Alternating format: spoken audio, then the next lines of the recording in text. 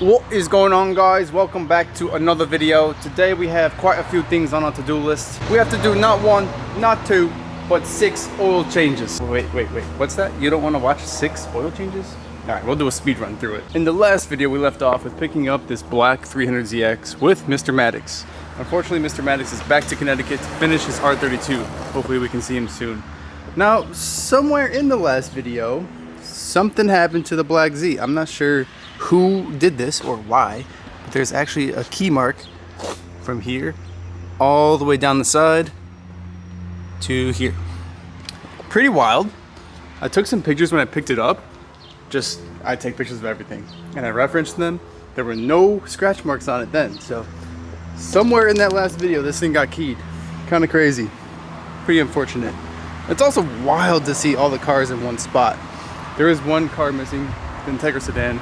Tay took it to work today, but we'll get to work on that later. That one's also due for an oil change. But man, it feels good to see them all in one spot. Today we're going to be utilizing Valvoline VR1, which, no, I'm not sponsored by them, but I'd like to be. As for the cars I'm going to abuse, I'm going to use OEM filters. The Integra, I always use this Mobile 1 filter. And sometimes I'll put an expanded oil filter on my RB S13. It's just a simple way to increase the oil capacity. HP 3001. Also, I never thought this quarter pipe would become a workbench. I'm not mad about it.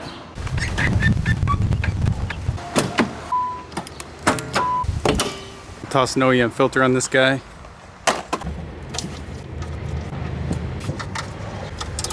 Now, since this car is Japanese, we're gonna put liters in instead of quarts.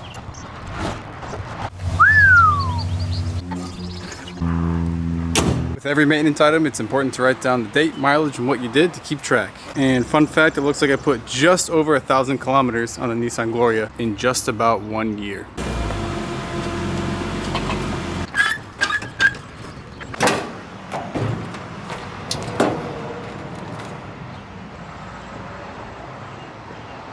Doing an oil change on an RB is such a mess.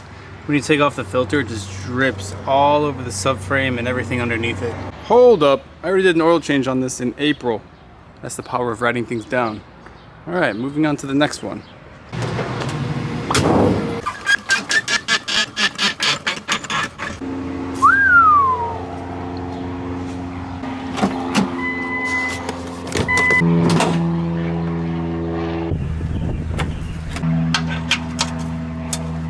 Now on the R34, I run a magnetic drain bolt so I can see if any debris gets collected. Not too bad. Let's do a quick wipe. That's about normal, I'd say, especially for a new engine.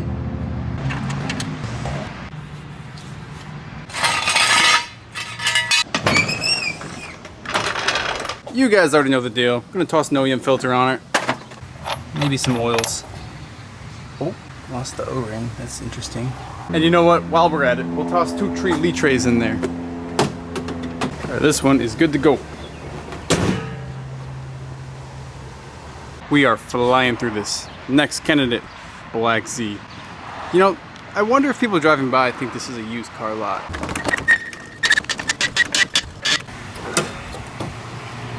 And the most crammed engine bay award goes to the original Z32 with the VG. I don't think you can even see the filter from the top. Ah, that's right, the VG has the filter on the bottom, right next to the drain bolt. That's pretty convenient. Honestly, this thing is in pretty good shape, given its age. This thing has over 200,000 miles, which, honestly, this might be the highest mileage 300ZX I am aware of. What the heck, this is a 13 mil, not a 14?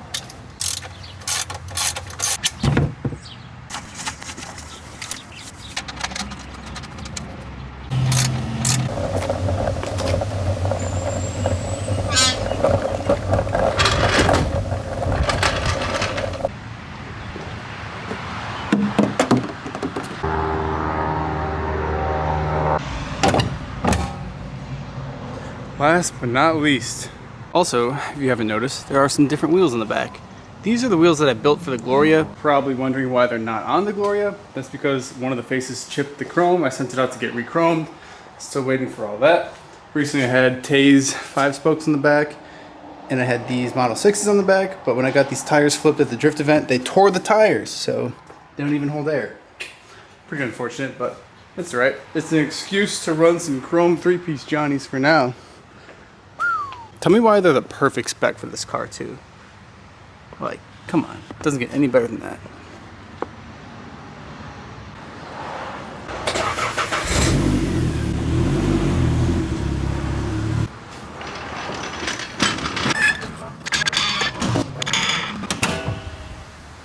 Now, since this car sees nothing but abuse, we're gonna pay a little more attention to it.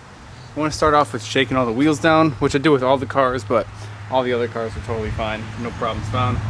This one, I'm not so sure about. So far, so good. Other side.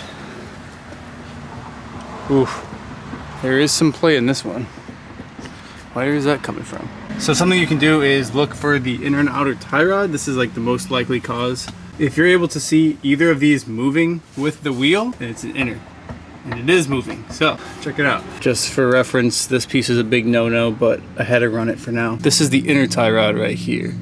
There's a little ball cup, similar to how a lower ball joint works. Oof, I'm gonna shake it, you can see it moving in and out.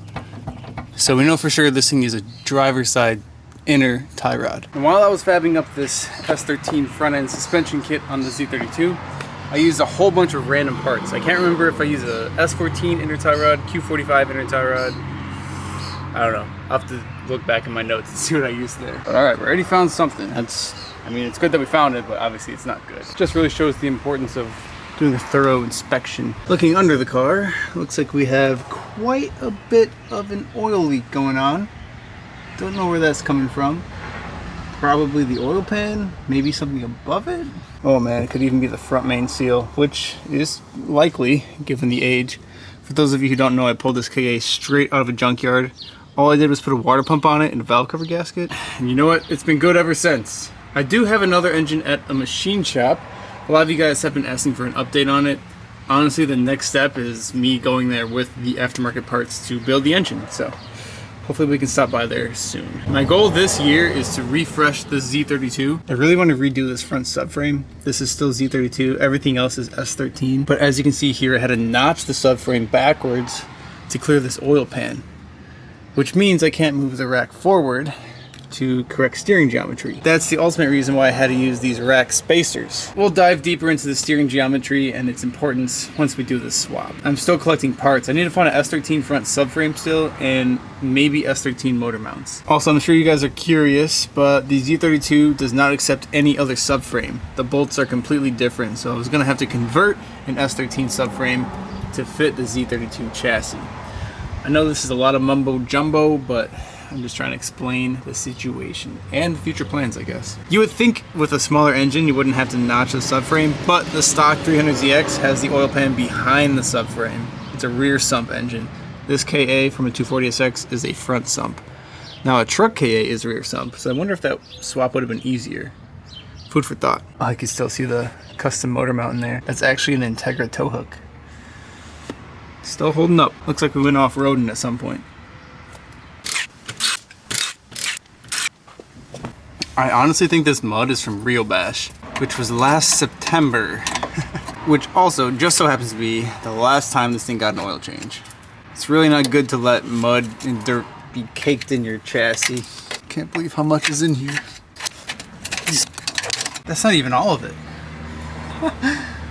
Call me a professional off-roader at this point. Alright, this is so much that I almost feel like I should bring this back to the track. Now I did put a Nismo magnetic drain bolt on this KA, so let's see what's on it. Damn, it's long. Okay, not bad. Really not bad, I'm impressed. I'm pretty sure this oil change has like 4 or 5 drift events on it, which I highly don't recommend and I usually try to avoid. Honestly, every drift event I try and do an oil change, but I've just been so busy recently that I hadn't had the chance. I know that's not a good excuse. Engine health is definitely a top priority. I'm going to continue to let this oil drip and drain for a little bit. Meanwhile, let's take off this inner tie rod. And at the same time, I'm going to do a nut and bolt check. Basically, if I see a nut or a bolt, I'm going to check and see if it's tight. Strangely enough, I've seen this motor mount bolt come loose more than anything else. It's tight. Alright, let's get this jam nut broken loose first.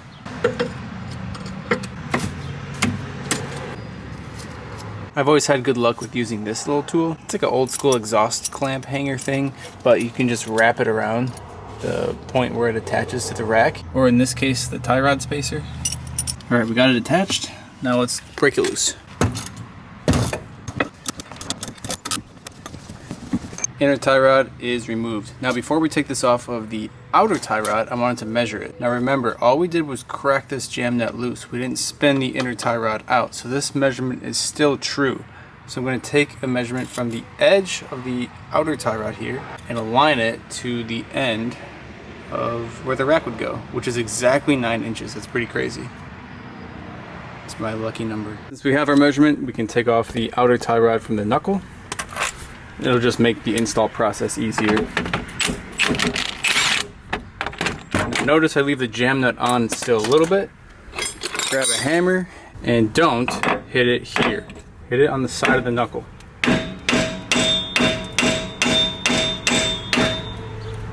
Free. No threads damaged in the making. Perfect. We have let this drip long enough. Reinstall the drain bolt. I did throw the K&N 3001 filter on this engine in an attempt to raise the oil capacity. I just love how I have a gritty cap on a junkyard engine. That's literally the sticker they put on the engine when they put it in the yard. Shout out to that 240 that had everything I needed.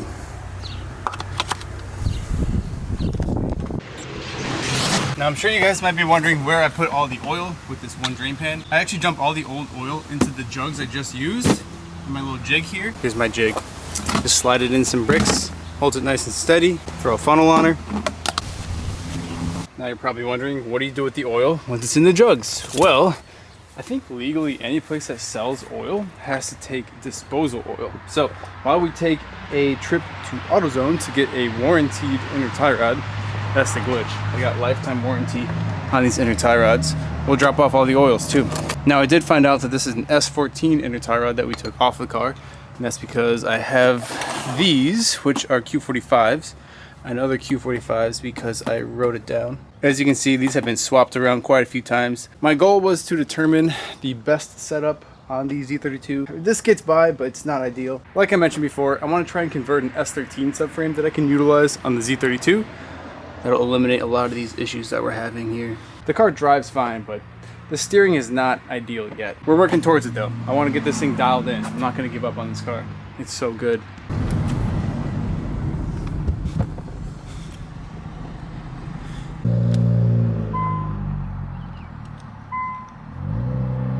Well, it would appear that they don't stock S14 inner tie rods anymore. Either the car is too old or we're too far out in the boonies. They said over a week ETA if we ordered it, so I'm gonna have to order that online, which means I have to leave my car outside on jack stands because there's no point of putting a busted part back on, you know? Oh well. Just part of the game. Just keeping it real with you guys, you know. The joys, the joys. All right, some parts have been ordered for the Z. In the meantime, let's hang up this birdhouse. Bird frat house. Where do you want it to be? I think it should be on a tree that we can see from the porch. So maybe like that one. Straight back? This one here? Yeah. Lawrence! Oh, hey, Lawrence. As high up as possible? All right. All right, hold it there. Okay. Just kidding. Now, I don't exactly trust just this hook. So I'm gonna drill straight through the center of it into the tree. You gotta write something on the back. Start with a date. Okay, your turn. Bird frat house, nice. Okay, let's go.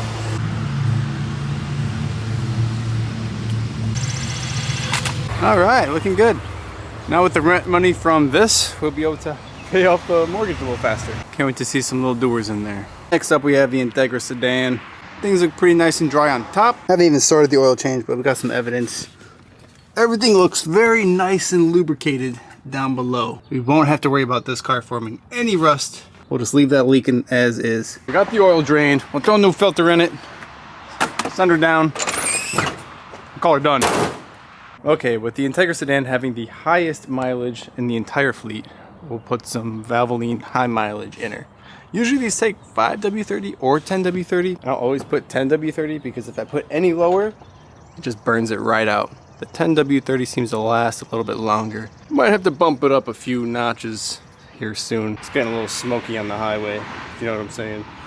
Honda things. Also, the B18 only calls for 4 quarts of oil. This jug has 5, and we're gonna use all 5 because we're gonna burn it anyways, right? Where did his legs go? Is he concrete? Dude, what? Wonder how old this thing is. Look, he lost his legs and his ears. I wonder how much this thing weighs. It's got like a platform underneath it too. Oh! Right in the yarse. You know, Larry and Lawrence did a great job out here. You can see how perfectly straight these lines are in the grass. Now, yes, it does take them a lot longer to mow the grass than it would manually, but they go back and charge themselves. They go back out when they're fully charged. Pretty cool.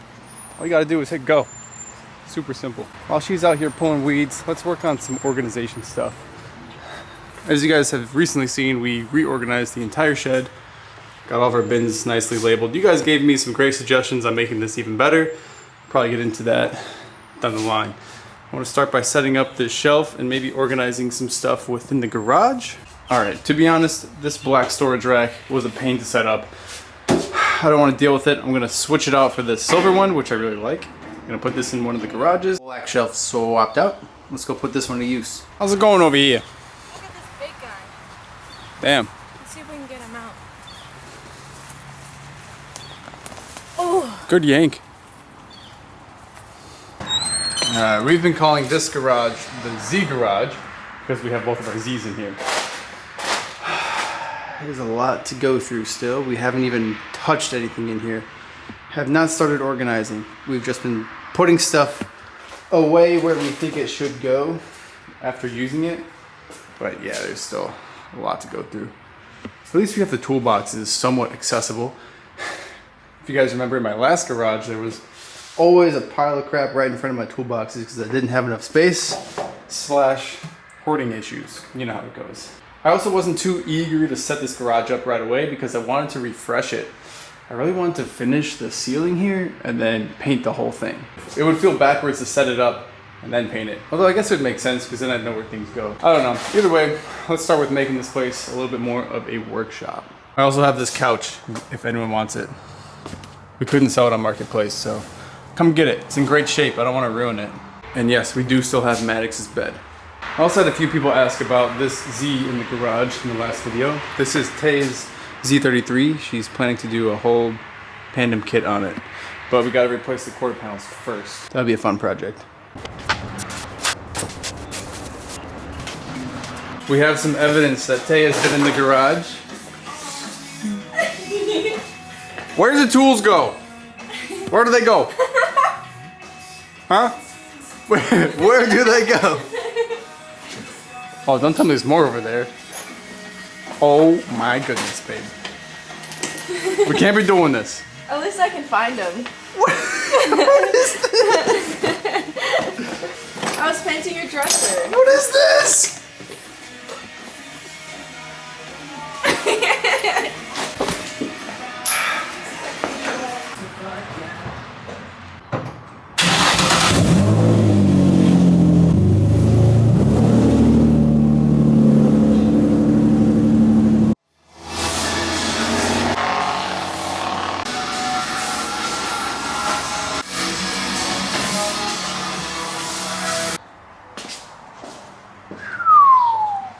Well, safe to say we have completely transformed this space. It looks a lot more like a workspace now. Not so crammed in here. Great job, Tay. Damn, why does it look so much bigger? So there's not stuff in the way.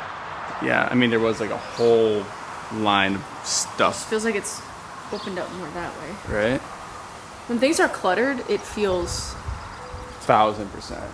Feels messy, feels small. Yeah. This feels like we can get a job done in here. Looking forward to it. Now, we did leave this corner open because I want to put a cabinet here Maybe something that can have chemicals, spray paint, maybe some cleaning products.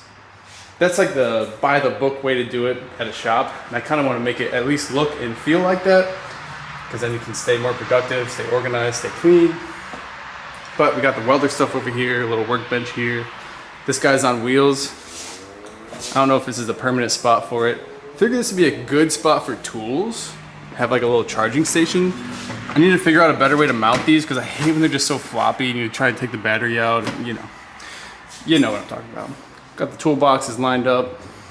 Kind of sad that my sticker bomb side is hidden, but that's okay. It looks better like this. This table came with the garage, so I don't know. We might try and put some new wood on this eventually. It's pretty crusty. Not too sure where we want to store oils yet. Have a whole open, empty shelf. Did all that, took that wood from the shed for basically no reason. That's okay. Got Maddox's bed in here. Not too bad. We're also trying to decide what the first major project is that we should do. We have a couple on the docket. Number one, probably most important at this point, is your Z, because that thing looks cooked. Yeah. No offense, but we'll get it looking right. Another potential candidate is this car, the Z32. Like I mentioned, I want to do the S13 subframe conversion. Still looking for parts though. I'm too broke to be working on that. It needs a whole harness, link ECU, tune, maybe a rebuild. We'll see. Same with that one. This, I would consider fixing this car. So if you guys know of an Integra sedan half cut, let me know, because I'd like to at least cut off the back quarter, maybe redo the trunk pan, and just get this thing looking right. That's the only thing that's holding me back from really giving this thing a proper paint job, because this car is pretty straight overall. It's just been rear-ended a few times. Yeah, more than once. So it's had like 3 quarter panel repair jobs. Not too good. This is like original quarter, Bondo, patch panel, next quarter. It's been shifted around quite a bit. I mean, it looks presentable from maybe 100 feet away, but when you get up close, it's like, yeah, not good. It's also been the winter daily for quite some time. Skyline, probably just let that thing chill for a while. That thing went through a lot. I'm sure you guys are dying to see the S13 get brought back to life, but let me just set up my workspace, set up my workshop, get some connections out here, then I'll cook on this thing. Next step is taking everything off and then either acid dipping it or getting the entire thing sandblasted and then seam sealed. So it's a huge job to do, but I want to make sure that I have everything set up here before I start this project, because I want to, when I start this thing, I want to just be balls to the walls on it and just do it until it's completed. I hope that makes sense. Hope you guys understand. Don't want to do a half-assed repair job. Which one do? What? What do you want to do? Can we go see a movie? Sure.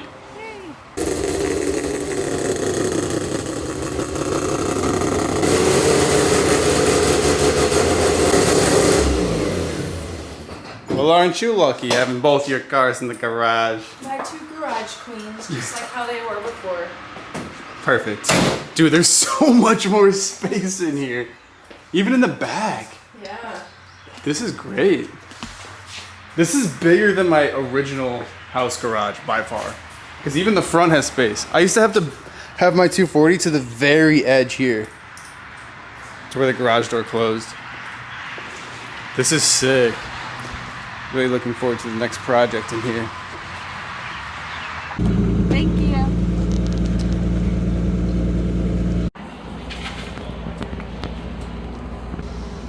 No way you packed your own popcorn seasonings. Oh my god. They never give you enough butter.